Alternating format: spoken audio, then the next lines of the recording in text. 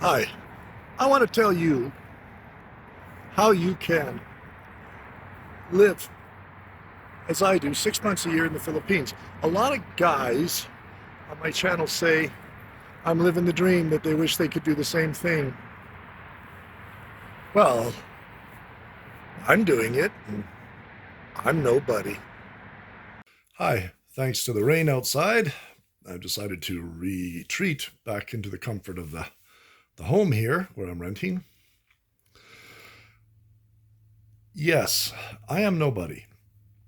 I'm a regular guy talking to regular guys. You don't own a home. You may not have a girlfriend or a wife.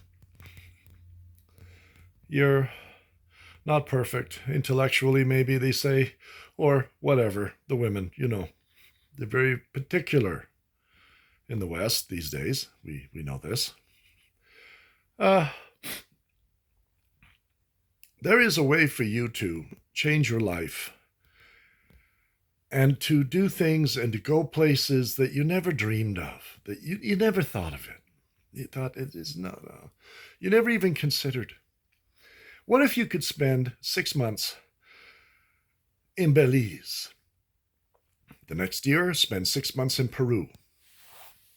The next year, spend 6 months in the Philippines, where I tend to hang my hat. What if you could do that and there was no fancy Nancy about it? It was simply a case of having the money to go. And I'm not talking about any kind of scammy or dodgy investments or anything like that. All you need to do, I got a suggestion, do what I do. If you don't have a Class 3 license, go get one.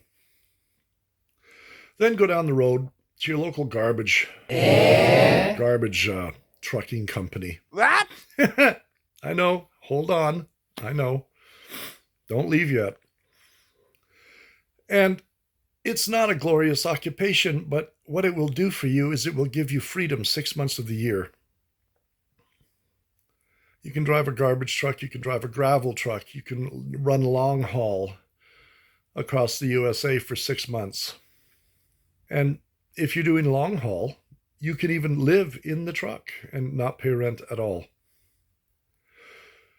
6 months of eating bag lunches and cooking in a mini stove in your truck, cans of stew or whatever you can buy at the store.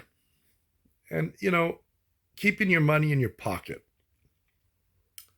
Don't jump out at Las Vegas for an hour just to spend $20 and then come out $500 less money. Don't do that.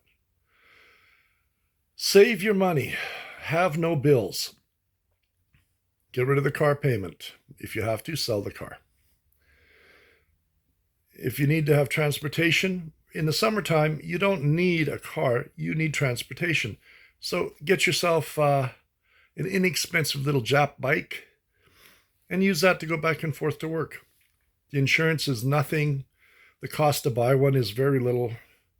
You'll absorb that the first year. The second year, it's free. It's waiting for you. It's free, And you can go anywhere you want. Work like a dog. Do 12-hour days if you have to, if you can. It's in your interest. And then take off every winter. If you're a guy who hasn't got a pot to piss in, believe me, if you go overseas to a place like the Philippines, you're going to find that the women there are feminine, curvaceous, trim, beautiful, tiny, loving, caring. And they will fight with you about you wanting to do something really dumb when they know better. And they will only do that because they're trying to protect you. I know this firsthand. This little woman here, Aslee, she's been very, very good to me. And she's shown me a lot of things that I could never have known.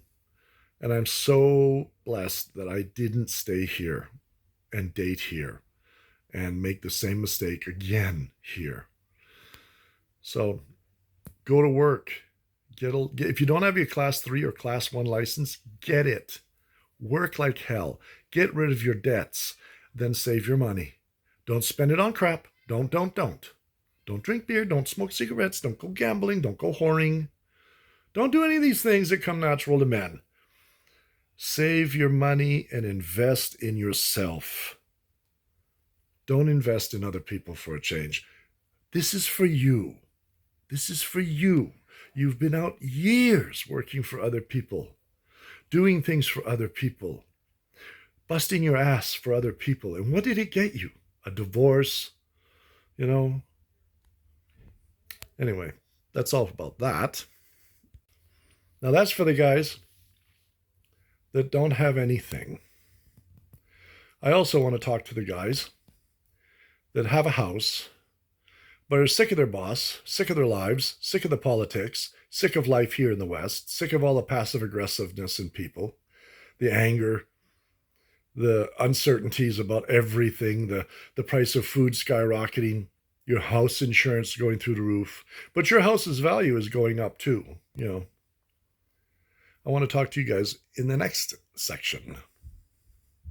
Okay, welcome back. Now, guys that are in part 2 of this, you've got things you can sell. Let's say you're very lucky and you've got a house that's paid off. Your wife is departed or has passed away. Your kids are grown up.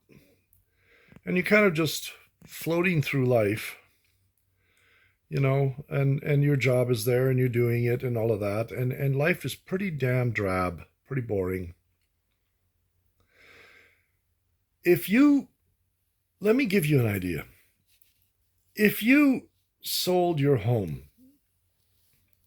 and you took as much of the profits as possible and you put them into a 401k if you're in the US, or put them into RRSPs if you're in Canada, and TFSA if you're in Canada, and I don't know what the equivalent to a TFSA would be in the States, but you get my idea. Stick as much of it in there as you can. If there's any money left over that would be taxable, put it into bonds, something, you know, treasury notes, something that would pay a guaranteed amount of money a year, which would be less than high risk, but it would be like 5%. Let's say 5%. Let's say if you cashed out and you had $500,000, you sold everything when you had $500,000, you could live overseas for the rest of your life. And if you're 50, 55, this should be important to you. You can live overseas for the rest of your life, or at least until you're 65 and can collect your pensions, and not take a penny of that money away from your children or whomever you're going to leave the cash to. You could live literally off the interest from your investments. You pay your taxes out of it, you still got enough to live off your investments. As long as you're thrifty, you could live in a lot of places on this land, on this island called Earth, that you probably would really like a lot better than the US or Canada. Now, with that said, you must remember there are all kinds of gotchas if you leave the country with a lot of money. You still have to pay taxes, or they give you, in Canada, they have well, I'd like to call it a flea fee.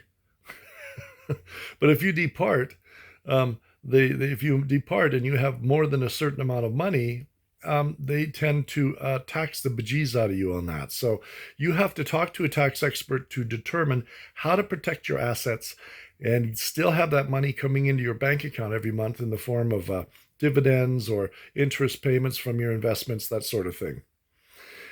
And you can live overseas on 25 grand a month. A year, 25,000 a year.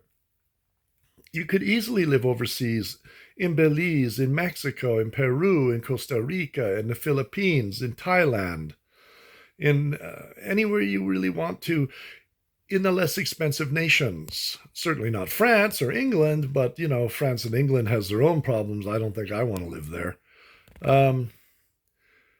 So yeah, that's about it, I guess.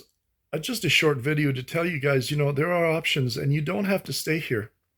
You don't have to stay here uh, and go to the job you hate and date women that you have nothing in common with and who have nothing in common with you. You know, modern women. um,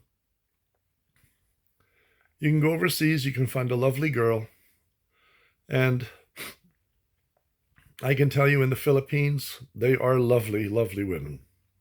I see a lot of negative guys on here yapping about, oh, your Filipina can screw you over this way and can do that to you and do this and do that, and the family will take your money and you'll get scammed. You'll get scammed.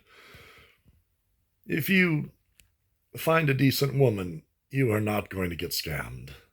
And if you use the right kind of knowledge to find a decent woman overseas, as you would use here, there's one difference. Here, you'll probably never find her. And overseas, you will. You will. She'll be there with you to the end. The difference between women overseas in these poorer countries and the women here is you still have to pay for a woman here, and you still have to pay for a woman in Asia. But understand, there's a subtle difference. The women in Asia actually appreciate a man who provides and protects them. They appreciate you. They would never hurt you as long as you find a decent woman. They would never screw you over. In the United States and in Canada, England, Australia, and much of Europe, it's pretty much what their game plan is going in. You know, you sit down, you have the interview date. So, what do you do for a living? Which is code for how much money do you make? So, you got a nice house? So, is it paid for? Oh.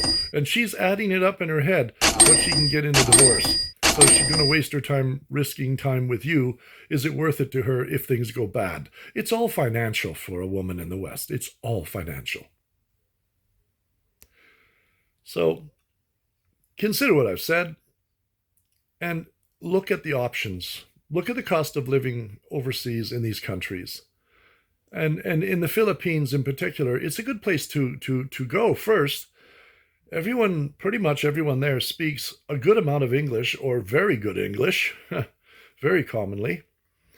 You'll be hard-pressed to find anybody who can't communicate with you basic English.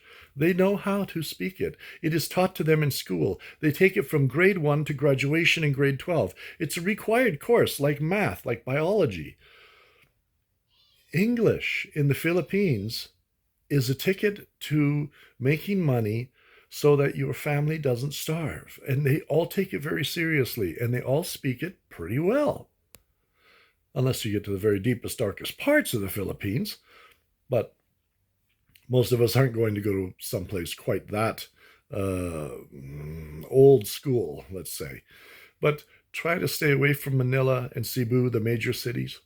Go to a smaller town or a larger city.